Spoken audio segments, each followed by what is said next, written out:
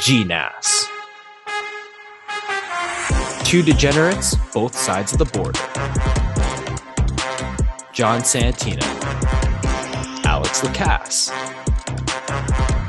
The Great North American Sports Show.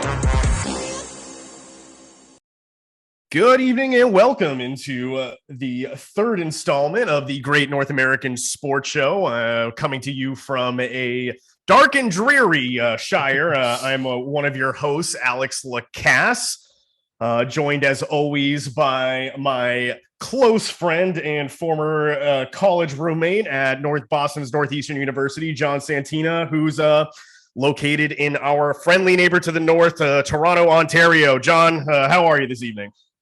Pretty good, my friend. It was overcast this morning here, but really cleared up and it's still humid. So surprising for this time of year in Toronto. But things are good, my friend. How about yourself? Still upright, John. That's good to hear, as always, my friend. But we have a wonderful show planned ahead for the third edition of GNASS. First, we stop in and see really where Aaron Judge is on his chase for history versus Roger Maris, how impressive this record could be, and really if there's any other solo performances that we should be keeping our eye on this week's Big League Chew. Next, we'll talk about the growing discontent with Robert Sarver's punishment. I mean, we've seen some other team owner transgressions before, so we'll see really, and we'll take a deep dive if this has been enough in terms of punishment. We'll analyze the week 2 barn burners in the NFL, look ahead to week 3. But before we go any further, we're going to have to talk about some bad football. I'm looking at you, Nathaniel Hackett. And you, Kirk Cousins. And, of course, Kirk Cousins. How could we forget about him? Then we close out the show, of course, with This Week in Social Media and, of course, by playing the numbers. All right, Alex, let's jump right into it.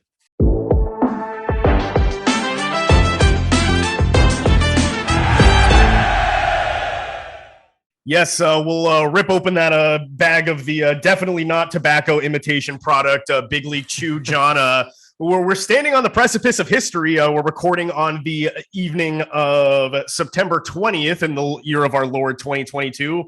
And Aaron Judge stands just one home run away from tying Babe Ruth's single-season home run mark, which would only put him a one behind the other Yankee great, Roger Maris's single-season total of 61. John, does he get it tonight? Ooh, he's gonna be. Who's pitching tonight? That's he's going up against the Pirates, so he's gonna have a fair chance, provided that they're in Yankee Stadium. The suck quota there is pretty high. Oh, it's very, very high, my friend. And the good news is Aaron Judge looking like a monster this year. I mean, it's an impressive record either way. I mean, this is going to be, like I was saying, like this is the home run record for most of us because, I mean, are we really going to give the record to Barry Bonds and Mark McGwire? I mean, come on. Right, and certainly the baseball enjoying public was more than happy to do it. I think for McGwire, seeing him break at the time, it was exciting. That's the thing. It was super exciting to watch at the time. But like this is just seeing Aaron Judge, like the monster of a human that he is. Like this is wild. Right, he's the first guy to come remotely close since Barry Bonds, and he's definitely going to get it. It's just it's a question of when, and not that I might have interest or anything, but I hope he gets it tonight. I hope he does get it tonight. I think another question for me, Alex, how many does he end up with? I think it's safe to say he's going to pass Maris, and when these things happen and the pressure's built in the past, some guys maybe they might fall into a 4 or 5 day slump, and once they approach the milestone. So for me, I think we're looking at 63 or 64. We got a righty tonight, Luis Ortiz. He's got a 5. He has no record on the year with no ERA, so maybe it might be a spot start for the 55-92 Pittsburgh Pirates. For me, it's my prediction is going to be a number that I'm actually going to use for our hockey prediction. Shout out for a later episode on the show. But I'm going to go with 64 home runs. It's the number of goals I think Austin Matthews is going to score as well this season. So just hoping for some magic behind that number. There's no real logic behind it, so please do not quote me. I know I normally have at least some sort of statistic or something, but no, nothing this time. But yeah, I agree with you. It would be so exciting to watch him hit it this season. Or I mean, excuse me, not this season, tonight. Let's get 60 out of the way tonight. And then there's Yeah. a good, call it 2 weeks left in the season for him to, set, it definitely will be the American League record, steroids or no steroids, in the case of Bonds, and which I guess I didn't realize. I mean, I knew, but I didn't realize that Maris still had the American League record. So that'll still be cool. Either way, tainted, not tainted, whatever. But it begs the question, John, do we only really care about Aaron Judge setting this record because he plays in the largest media market? Like, what if he was on, the lowly Cincinnati Reds or the Kansas City Royals or, the Angels with, for that matter? I think regardless, we're paying attention to this record. I mean, Barry Bonds, not that San Francisco's a small team, but it's not exactly the biggest media market ever. Mark McGwire played in St. Louis, that same deal. That Giants team was in the playoff hunt that year, though. It was, and through a lot of Barry Bonds' tenure, and I believe that season too, he had Jeff Kent with him too, but still, like, it's not about it being in the biggest market. It's about where it stands in history. And Aaron Judge, I mean, it might have even actually been more impressive in a place like Kansas City just because of the size of the ballpark, given that New York Yankee Stadium is really built to just, let them fly. Yeah, I mean, it's a bandbox. How about you? How do you feel about this? Because I know you, as our resident Boston expert, I mean, I am excited to see anything that draws interest in the sport. And I mean, watching Derek Jeter all those years, I had nothing against Derek Jeter. I kind of feel the same way about Aaron Judge. Like, the guy is a physical force of nature. The guy looks like he should be a freaking tight end. Yeah, he's the size of a D. He's the size of a D lineman. It's crazy. He could play tight end for me any day. And he did at Fresno State. So the guy's a serious athlete, and by all accounts, he goes about it the right way. So I'm definitely excited to see it happen. I guess I'm maybe a little more cynical that if he was doing this in Pittsburgh or for the Florida Marlins, that I think a better question is because he's doing it in New York right now, is that why, say, it, and not that it isn't impressive, but it's overshadowing, say, the individual performance this season by a 39-year-old Justin Verlander? I think that would be a better question for this. Oh, it's definitely, I think. By the way, shout out Justin Verlander, 1.78 ERA. I mean, look, chicks dig the long ball, John, as we well know. And so I think anything with the home runs, I mean, there's definitely only because more... Pujols is getting so close to 700. I think that's the second biggest storyline compared to Judge, or I mean, they're probably 1-2. Sure. I think the Pujols chase has become the most exciting thing, because I know we both said he wasn't going to hit 700, but man, he's lighting it up right now. Yeah, I think I want that more than I want a lot of things, John. And I even wanted A-Rod to hit 700 home runs. I didn't care. And, I just so cool when someone gets that chance at history. Like, you're one of 4 people to hit 700 major league home runs. Like, that's an elite group. And it's to your point, like, chicks dig the long ball. Everyone digs the long ball. And there's a reason that the home run derby gets up, I would argue, almost better numbers, if not better numbers, than the All-Star game.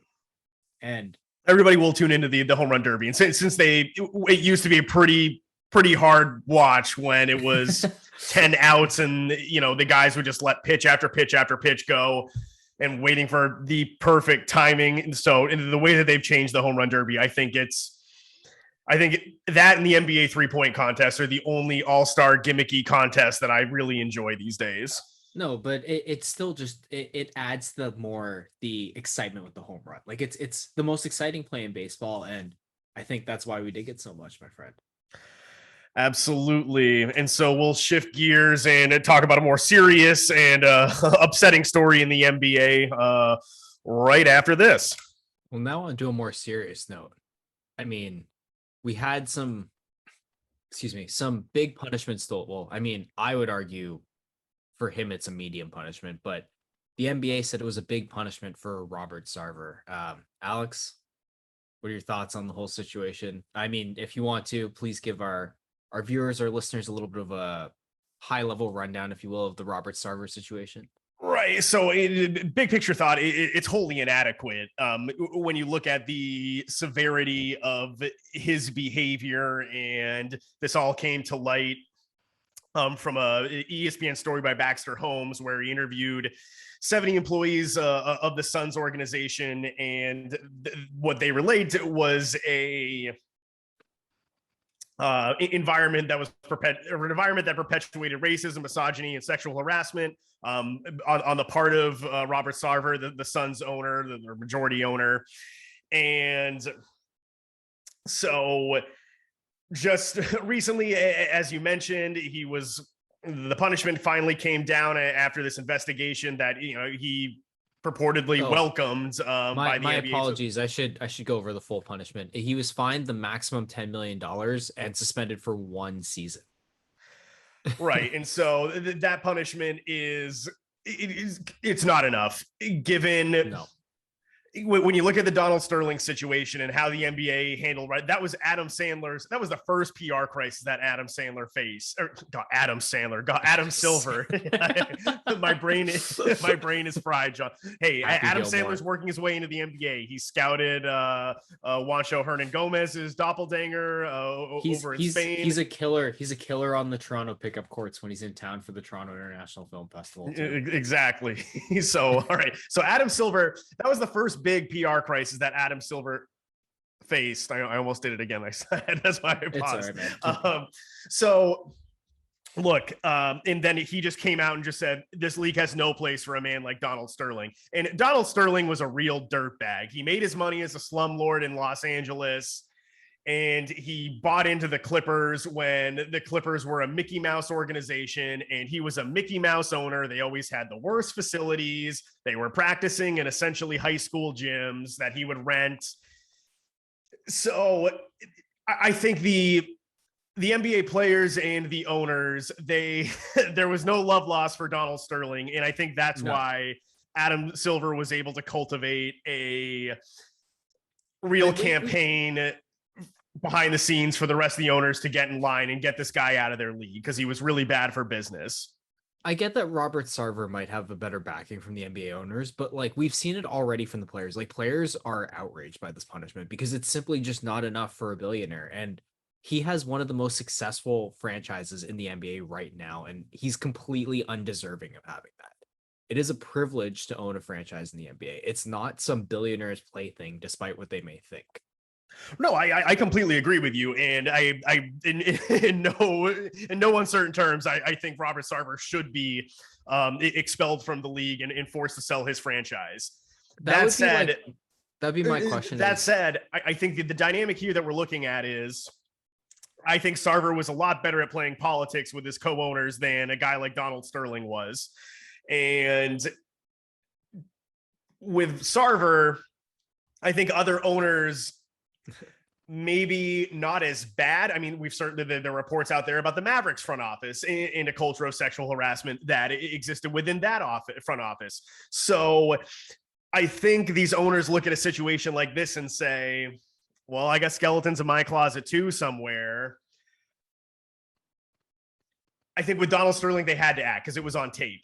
This is, while it was well reported and this investigation corroborates much what was contained within Baxter Holmes' story, the tape is a lot more visceral. And so I think these owners say, like, this is really bad, but I don't want, some reporter snooping around and that be the downfall of my ownership in the NBA, because it's a cash cow and it's a fun cash cow.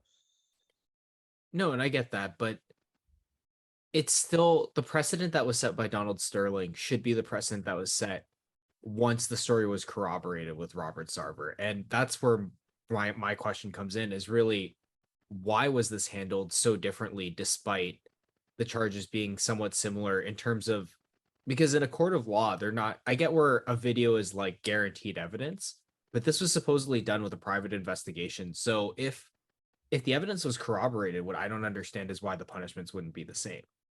And we're seeing the outrage from the players because of that. No, it's completely inconsistent on the part of Adam Silver. And for a guy that I more or less has made all of the right moves in leading his sport. Yeah. Whereas I think there are bones to pick with all the rest of the commissioners, and the NBA on China, that's a problem. It's a real problem. But in terms of steering the ship, I think Adams, from where David Stern brought that league, and David Stern pushed it well past baseball as the number 2 in American sports eyes, and Adam Silver has done nothing but continue to build on that trajectory. But this is something that will really damage his credibility. Oh, 100%. He's been great at growing the league, but this is going to be one of those things that people will always come back to it. And why I brought up that precedent of Donald Sterling is because what happens if this happens again? You now have this hanging over you, this punishment, and it's now something that another owner, if this happens in the future, can then throw in your face as this is where this stops. You can only do this. No, I agree. And it would be the right message to send by getting Sarver out of the league. And you can also draw the parallel to what's going on in the NFL with the Washington football franchise. Exactly. In Daniel Snyder, the NFL conducts this investigation that has never been made public. There's all we have is the executive summary of it. Daniel Snyder's out there dodging congressional subpoenas for the environment that he perpetuated with the sexual harassment and the ill treatment of employees. Now, but the NFL owners, I think, are acting very similarly in that, you have 2 very powerful owners that play in that division, Jerry Jones for the Cowboys and the Mara family with the Giants. They look at the Washington football franchise as a dysfunctional mess, and that's at the very least 1 guaranteed victory a year, likely 2 if you have a halfway competent football team.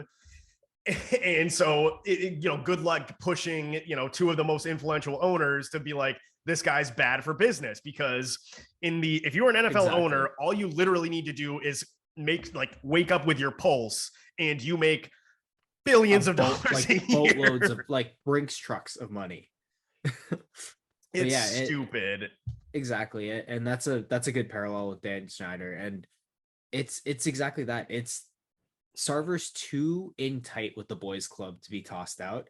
And it's just so wrong. And he needs to be thrown out of the NBA.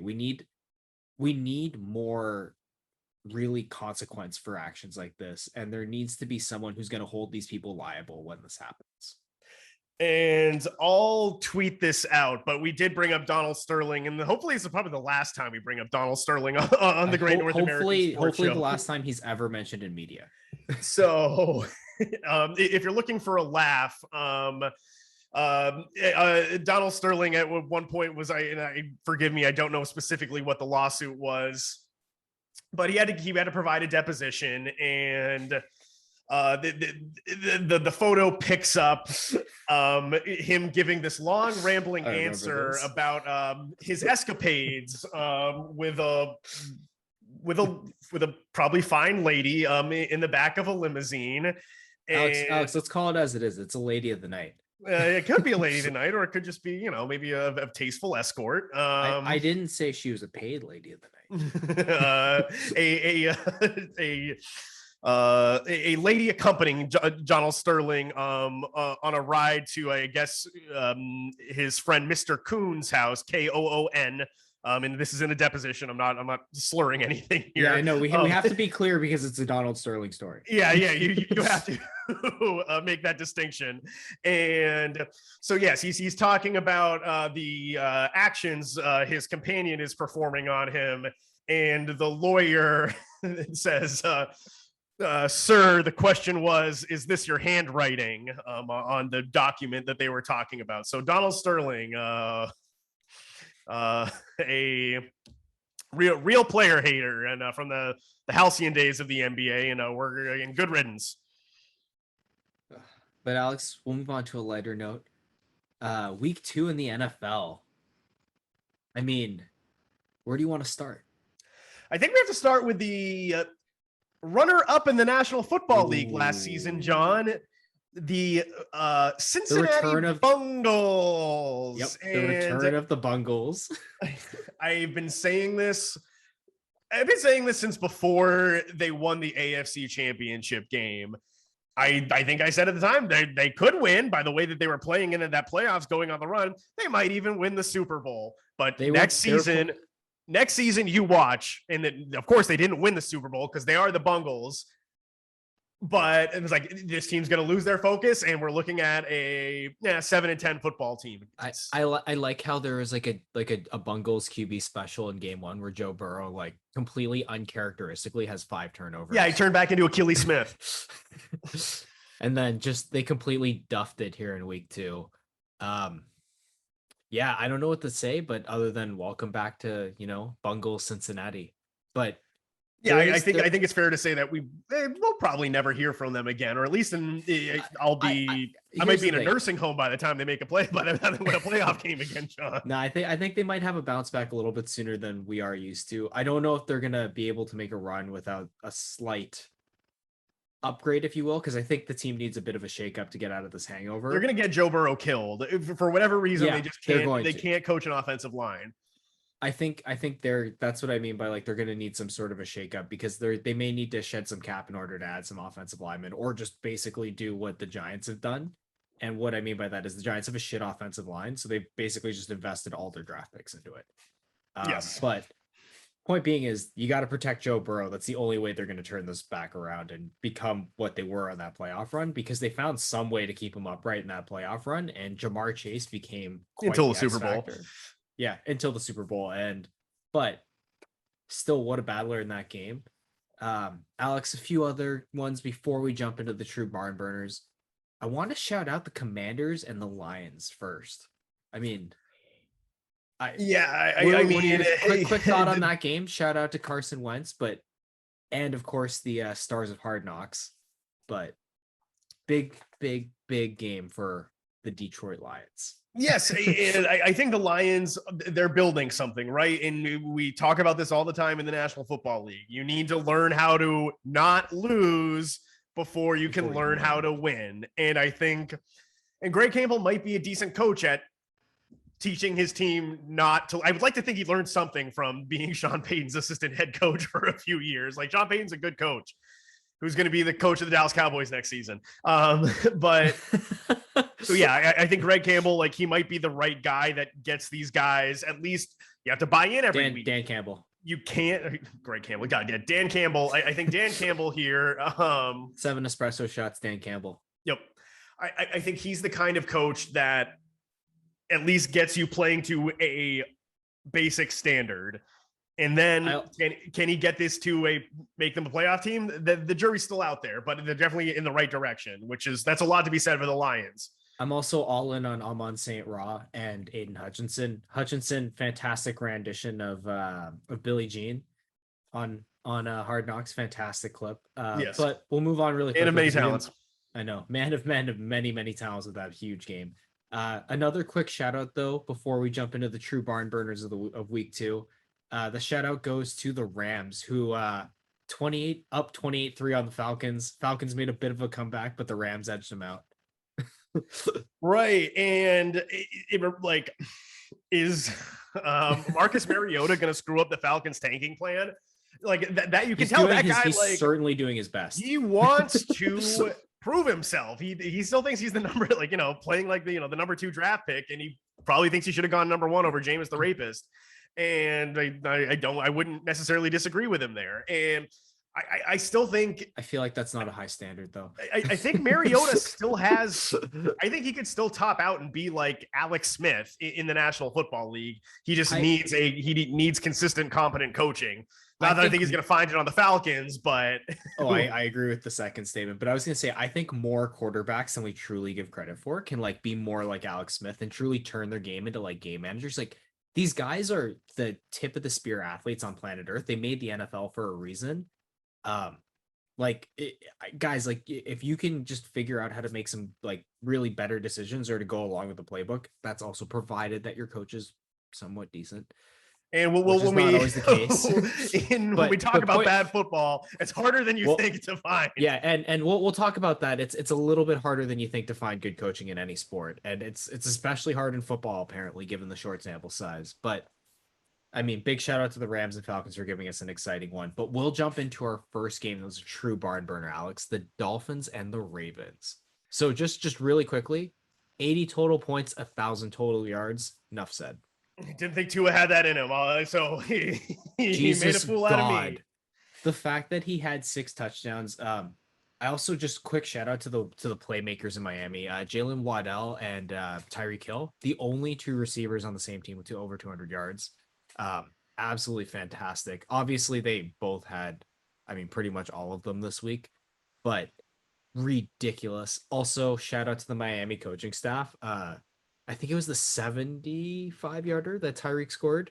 That play is called the fuck it. Yeah,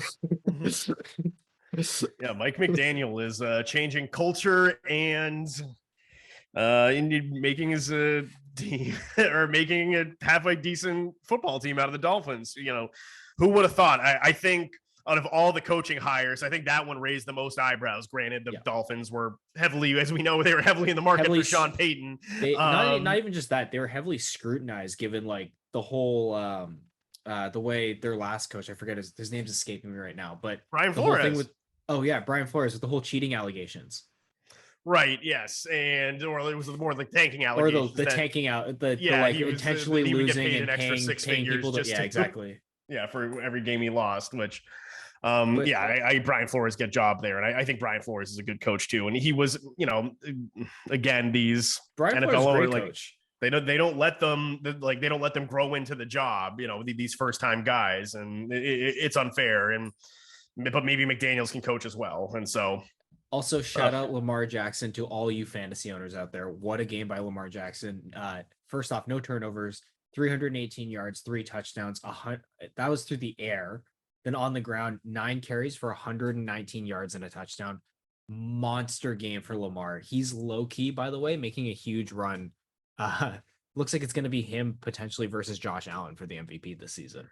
I will go to my grave, John, saying that I think you called your shot, man. You called your shot. Yeah, I will go to my grave saying that I think that had Colin Kaepernick, had he stayed on the trajectory that Jim Harbaugh had him on, I think we'd be talking a lot about Kaepernick the way that we talk about Lamar Jackson for his career. So that's the shame. Kaepernick had a lot of the tools.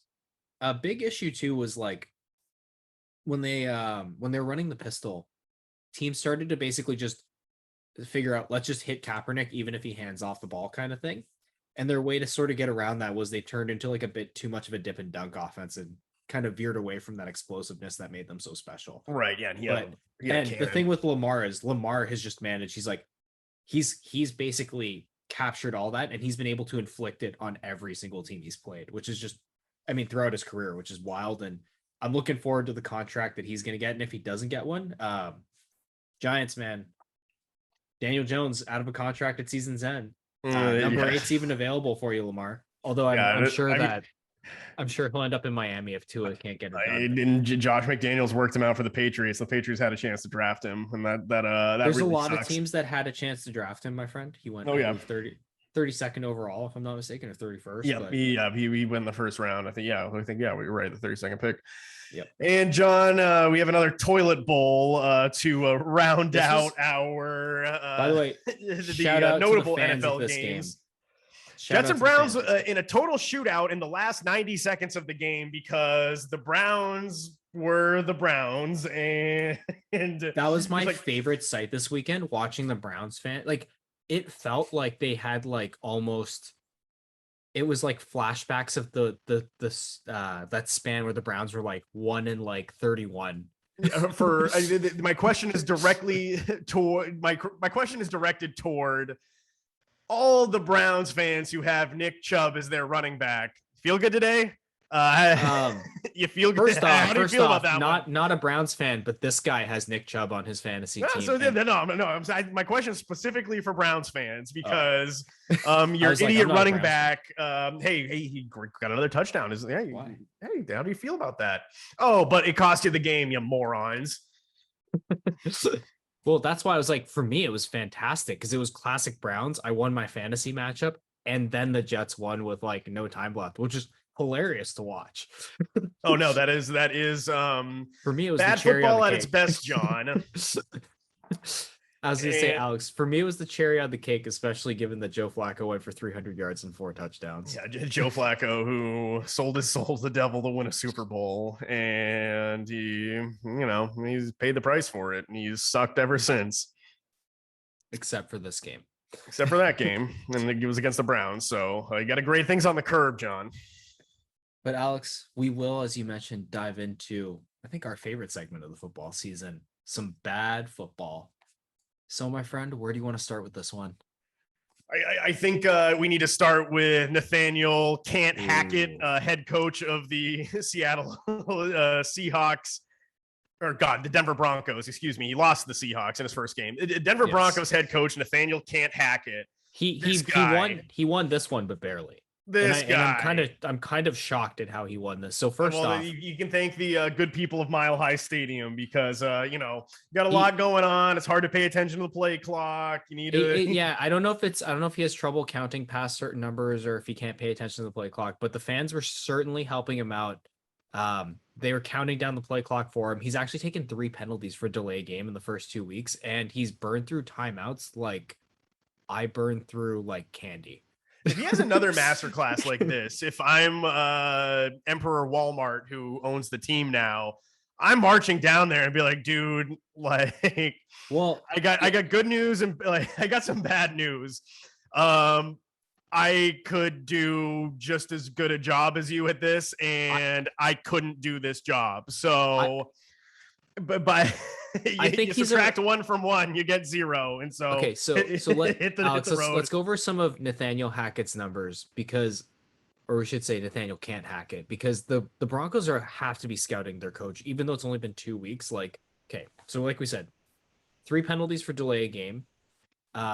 He effectively kicked a 64-yard field goal at the end of week 1 to basically punt on the game and lose. He had a $200+ million quarterback decided not to use him on a 4th down. Week 2, he takes 13 total penalties for over negative 100 yards. Yep. And so it's just the mark of bad coaching. And buddy, there's one more besides the counting. Did you see what he did on the punt in the second half? I did not. I don't have red zone. So I'm a dinosaur. You did, Alex, you go watch your blooper reel. He forgot to send out the punt team on a 4th down. Yeah, that's a fireable offense. I'm sorry. I'm sorry, Denver. He literally forgot to send out the punt team, and he called a timeout so he could send the returner out. Look, some people just are in over their head. And I as I said last week, I have a general problem with NFL owners and their impatience. And they don't give these coaches a real chance. And some of them are going to fail. Other guys, you can tell right away, they just can't do the job. Urban Meyer's one of those. Like, I get if there's like pressure, but it's like, dude, it's a small sample size, and it's like you're failing at every turn. Yeah, like these are easy things to do. Like just like the returner was standing on the sideline, like. Have you? It's like it's almost like some of these guys they get the job and they just completely forget everything that got them to the point where someone thought they were able to be the head coach of a football team. It's maddening. And if I'm a Broncos fan right now, I am sticking my head in an oven because you're gonna trade that huge haul for Russell Wilson, and you're basically just burning a year of his contract. You're burning a year of his contract, and for me, like. Russell Wilson alone isn't going to make your team a Super Bowl contender. Russell Wilson is a very, very excellent complementary piece for the rest of your team that's Super Bowl quality. And so I don't think Russell Wilson alone can overcome his idiot head coach is what I'm trying to say. No. And based on what we're seeing too, in order for him to be able to do that, he'd need full control of the plays, which he doesn't have. I mean, like, dude, they didn't even send out a punt team. Like, what the fuck is going on?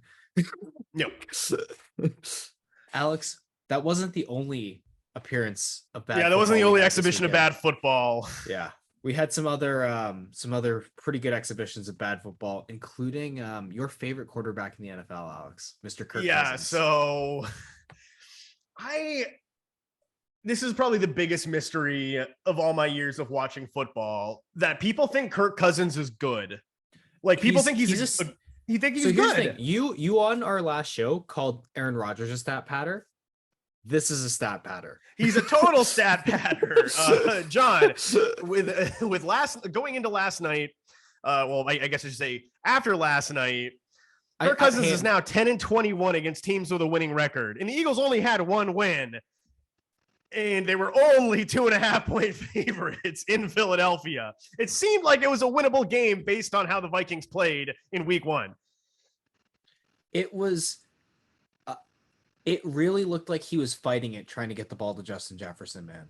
It really looked like he was fighting it. I mean, I don't even know what to say about it. And what's crazy, too, is, like, to go with our stat patter theme here, this is a guy who's a 3-time Pro Bowler. He led the league in completion percentages once.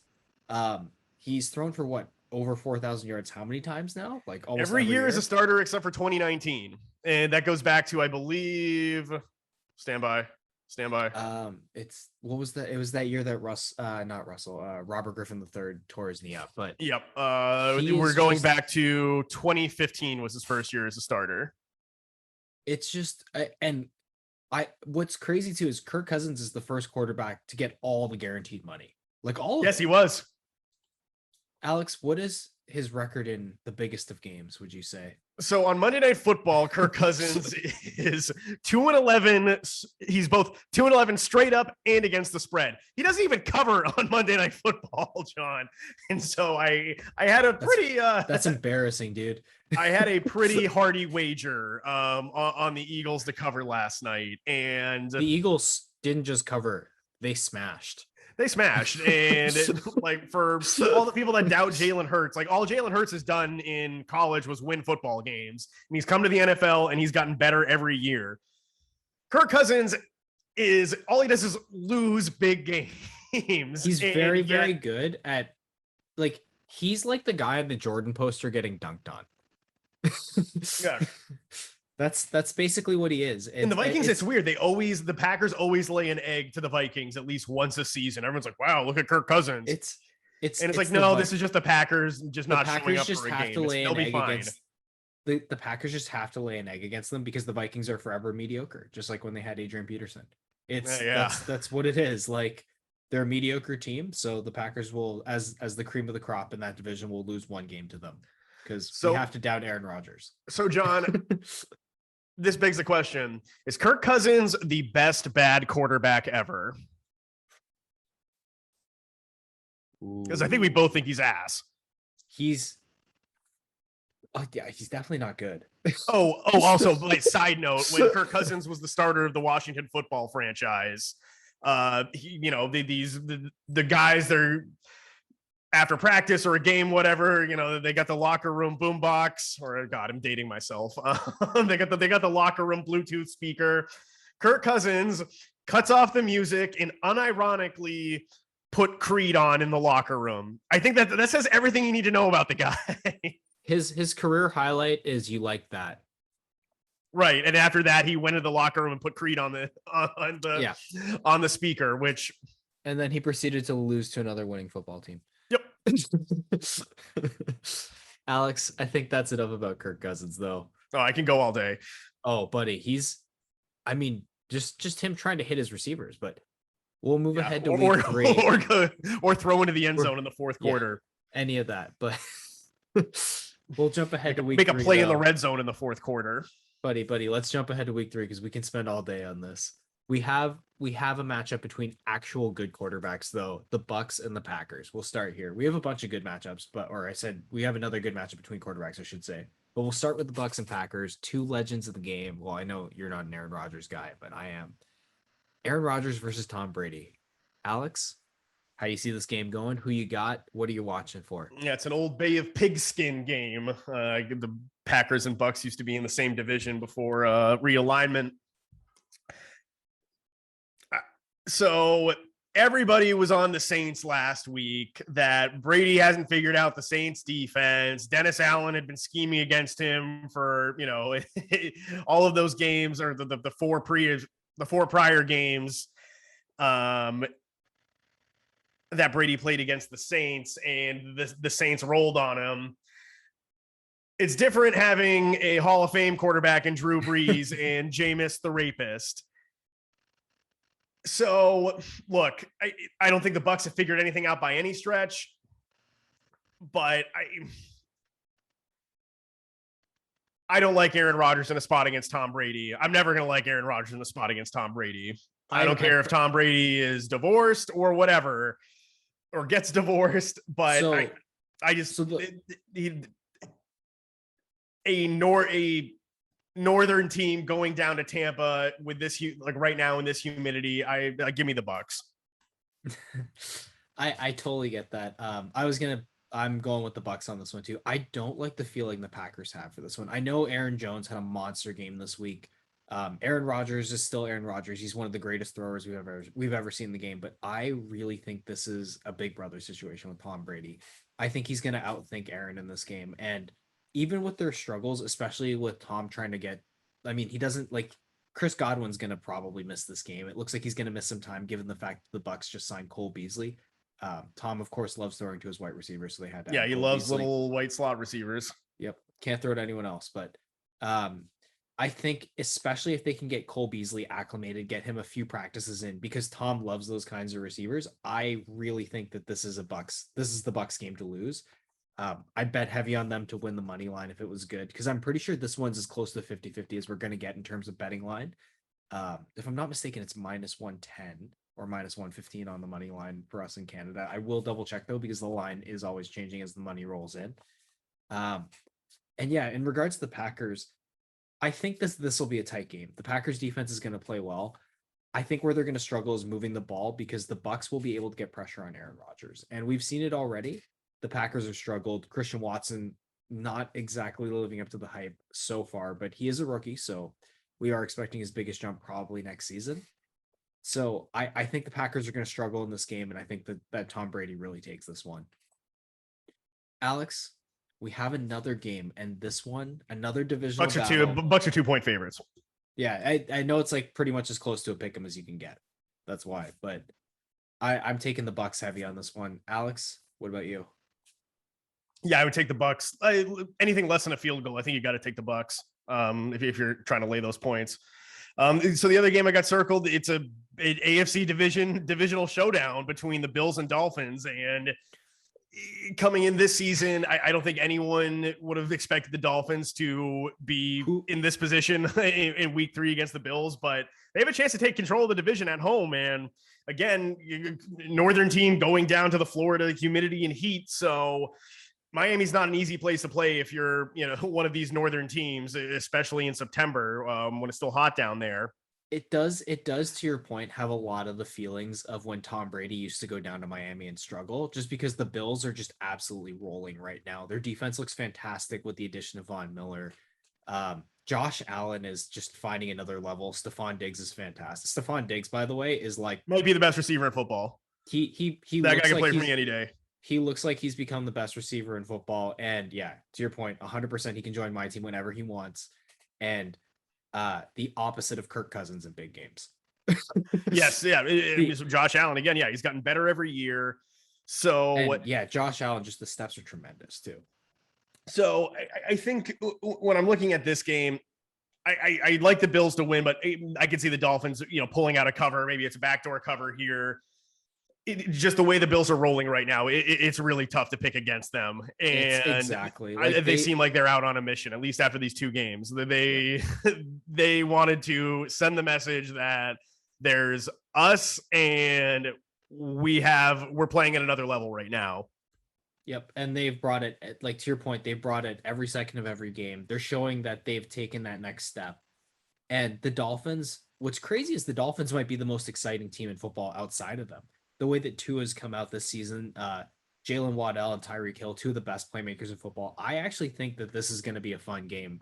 I think it's going to be a high scoring game too, just because I can't see a way, despite how good the Bills have been, in the Heat, limiting both Jalen Waddell and Tyreek Hill. I just can't imagine that happening, and I think we're in for a high scoring affair in this one. But I do like the Bills just because, to your point, they've basically grabbed onto this hype train full force, and they are riding it to the very end. And it's the way that this train is going. Basically, jump out of the way or get run over, and that's how I see this one as well.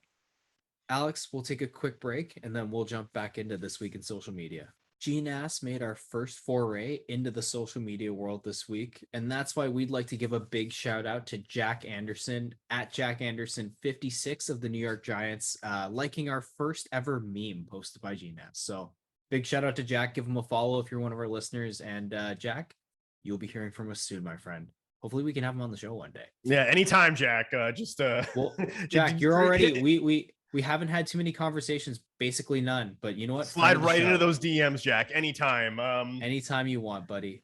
But yes, John, it is time for This Week in Social Media, just because things just go a little bit too fast online. So John and I like to take a moment to dissect some of the fun and depravity that exists out on the cesspool that is social media.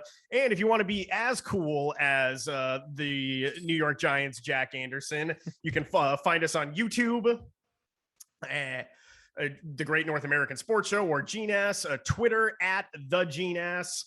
And we are also on the Gram. And that's where Jack found us. So you can find us too if he can. Yeah, on the Gram, GNASS podcast, by the way. GNASS podcast. And Alex, but back to This Week in Social Media. What caught your fancy this week? Well, John, I think we should continue with the bad football theme because. Oh, right. Well, for my I'll start with mine then. For mine, This Week in Social Media, I shouted out all of the fans who helped Nathaniel Can't Hackett count. Every single time after he used his final timeout to avoid his fourth delay of game penalty, they counted down the play clock every single time. So big shout out to you Broncos fans. We love you guys for your diehard attitude and the fact that you're helping out your head coach. You're doing God's work. Nathaniel Hackett definitely needed an assist from the fans. So I'm glad the people at Mile High were sober enough to count down for him. John, it's not even hockey season yet. The Toronto Maple Leafs have already. Oh God, you're really gonna make me cry. Taken one on the chin. John, as you may have saw, guaranteed hockey Hall of Famer Zdeno Chara, the tallest man to stand on skates in the NHL, as many of our friendly neighbors of the North probably know. He retired today. He signed a one-day contract to come back to the Boston Bruins and do the retirement thing and do the ceremonial contract. Very sentimental. But John, did you know, and we'll shout out our friends at Sportsnet in Canada. John, there are no active players remaining in the National Hockey League who can say they've lost a playoff series to your Toronto Maple Leafs. Yep, I do know that because I sent that saying that an article to one of my friends saying that we should sign Zdeno Chara to be the seventh defenseman because he's the last player to actually lose the 2004 Round 1 series against the Toronto Maple Leafs when he was a member of the Ottawa Senators. Okay, it was the Senators. I didn't know if you had to go back to the Islanders days too, or the first Islanders days. Yes, no, unfortunately, no. This is when he was with the Senators. This was basically the peak of the Battle of Ontario, and thankfully we're headed back in that direction as the Senators appear to be a team on the rise. But happy trails to Big Z. He definitely had a lot of success against my team. Unfortunately, probably if I had to take a wild guess, he's probably had more playoff wins against the Leafs than any defenseman in the modern era, thanks to his time in Boston. I don't know, man. I'm just I really mean it when I say this. Happy trails, man. I'm going to be a much happier person now that he's not in the league. It's not that he wasn't great. He's going to be a first ballot Hall of Famer. And he had a fantastic career, former Norris Trophy defenseman, but it's going to make a lot of my nightmares go away. Yes. And, for the people of Boston, good for him being able to raise that, Stanley Cup as high as it's ever been raised. One time. I think it's only fitting too that when his numbers retired, it's in a game against the Maple Leafs or the Canucks. I'll take the Canucks too. Oh, Spilling the seltzer on Canadiens as well. That'd be a good one. Knowing Boston, it'll probably be the Senators, just because like of Zdeno's history with the city of Right, Ottawa. yeah, they brought him in from Ottawa. Exactly, but Peter Chiarelli. Yeah, bring back Peter Chiarelli. Why not? To celebrate. So, John, we're going to move on now. It's Degenerates Corner time. Sometimes she goes, sometimes it does. She didn't go. That's the way she goes. Come on, 22 black. 22 black. 22 black. Ass, son of a bitch. Fucking way she goes, he said. Oh, no. Why did I bet the company payroll? Oh, Gil's in a lot of trouble. Can the boys beat the number? We'll find out on Degenerates Corner. That's the way she goes, buddy. Fucking way she goes. woohoo! All right, we'll take a quick recap of last week. How'd your best bet do, John? Mike Williams got that touchdown, yeah? Oh, Mike Williams hammered Keenan Allen, like we were saying. He was announced doubtful before when we recorded the show. Actually announced he was out of the game, so Mike Williams filled that void, looking like a superstar against the Chiefs. Unfortunately, the Chargers lost, but Mike Williams made me a richer man, so thank you, Mike. Alex, how about you? How'd your best bet do? Not great, John. The Chiefs did not win the first quarter in that Thursday night, that first Amazon Thursday night football game. And it's a bummer because I was kind of on a little bit of a run with the CFL when we were doing some air checks. During our air checks, smashing the Blue Bombers was the greatest bet of all time. Absolutely. So we go on Winnipeg. But for my best bet, John, this week, but we're going to stick to the National Football League and not Canada's National Football League. And we're going to Thursday night again. I think 4.5 points for the Browns to cover is just too big of a number. So I'm going to take the Steelers plus 4.5. Ooh, even without TJ Watt. Interesting. Even without TJ Watt, I mean, it's not like the Browns offense with Jacoby Brissett is much more high flying than the Patriots offense with Mac Jones. So yeah, they have Nick Chubb, but I think if the Browns are moving the ball with Nick Chubb, that's really going to slow down the game. And I don't trust. I think Bill Belichick can still coach up and scheme up a defense against Mitch Trubisky. Browns, yeah, they just gave up 30-some points to the Jets. So I think the Steelers will be enough to be able to score enough to keep it within that 4.5. And this line might even go up over the course of the week if some money comes in on the Browns or there's another injury with the Steelers. So we'll see on that.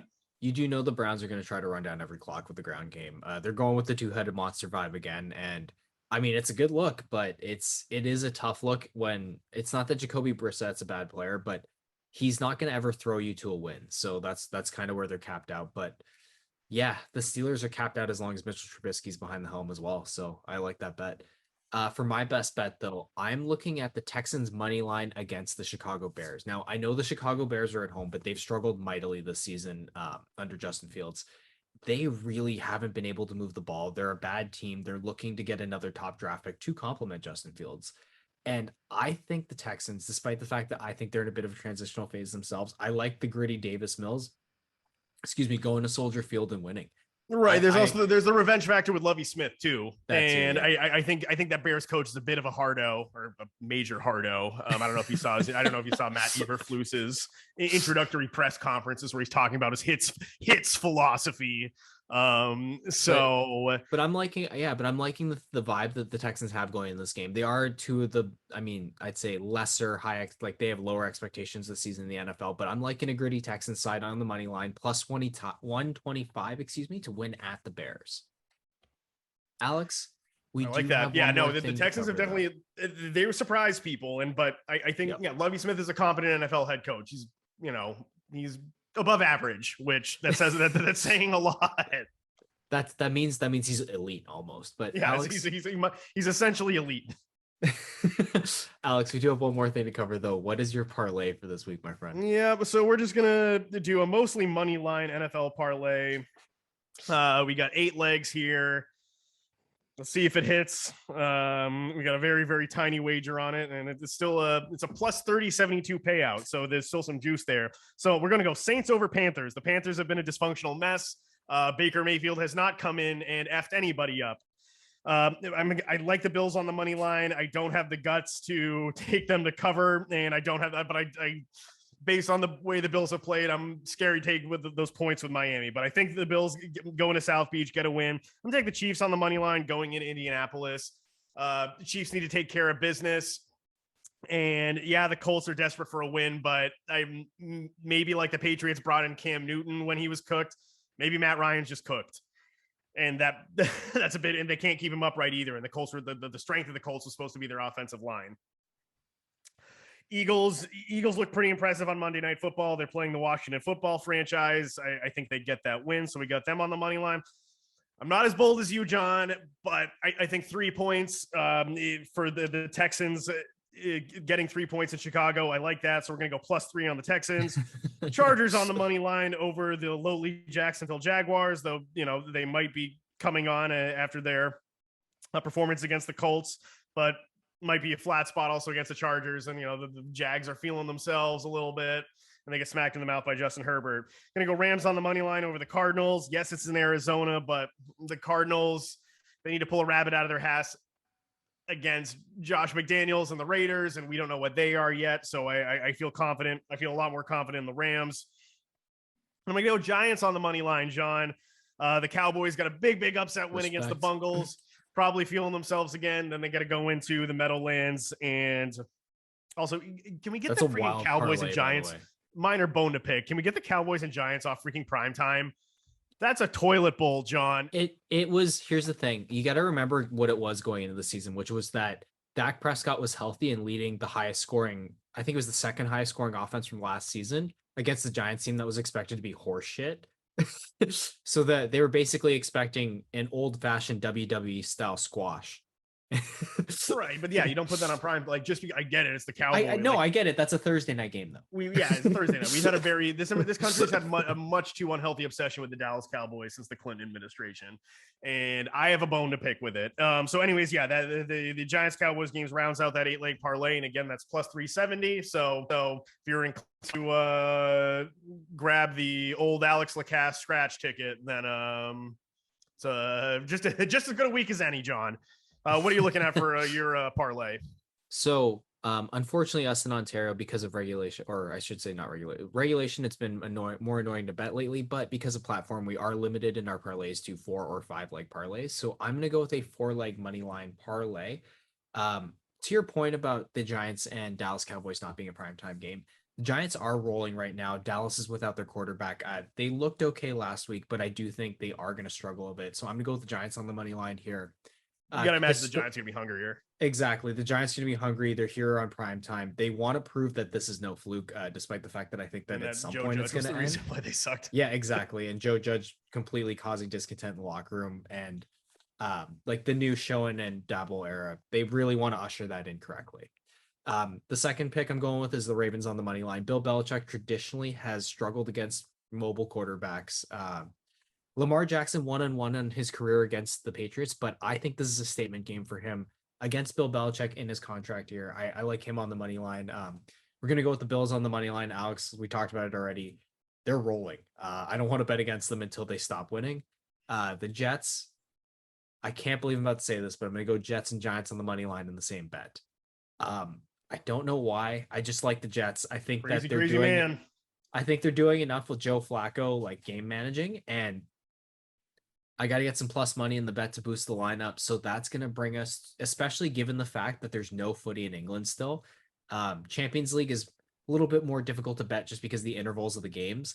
And we just had a match week last week. So next interval is not this week. And of course, with the fact that England's really the most fun to bet. There's just too many teams, like one team dominated leagues like Germany and Europe. But anyway, back to football. This 4-leg parlay, Giants, Ravens, Bills, Jets, gives us a total of +982. So that is our parlay this week, my friend. Alex, like we always say, may the odds forever be in your favor. And same to you, John. So I think that's it for this week. Yeah, that's about it. So on behalf of John and myself, we just like to thank you for tuning back in for coming back to us for a third straight week and listening to this edition of the Great North American Sports Show. Be sure to follow us on Twitter at the GNASS, and you can also like and subscribe wherever you get your podcasts. Also, please, if you're so inclined, you can rate and review us. It helps other people find the show. And if you really love us, because more so, John, I'm the angry a-hole here. So who doesn't love John? I think you don't want to disappoint pretty, John. Alex, we're both pretty level, man. Like, look at our faces. I'm these New England winners, John. They've made me quite the embittered prick. Anyways, but so who doesn't love John? Please be so kind. You can donate to support the podcast on Patreon, and it'll help us bring GNASS to all the corners of this far-reaching continent we call home, and we're going to take it to the whole world. We just need your help. So thanks again, people, and any parting words for our lovely audience, John? The only one is please watch Canada Soccer, the first big international break. We actually are going to get to play Uruguay. I'm so excited. That's why I got the Davies jersey hanging up back. Good luck to the boys, man. I'm so proud of you. I know not everyone on the show or who watches or listens is Canadian, but for those of us who are, please watch, please listen, please support. Alex, and where does this if they win this, where does this put them in the? Is this for the World Cup? No. This is just friendlies. So they're already qualified for the World Cup. It's just this is so this is the tune-up for the Slave World Cup.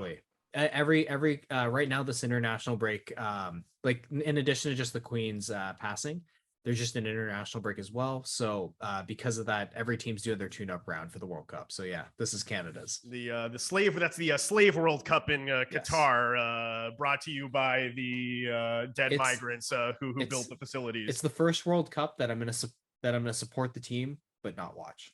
All right, and on that note, let's just hit 60 tonight, Aaron. No big deal. It's not like anything's riding on this whatsoever.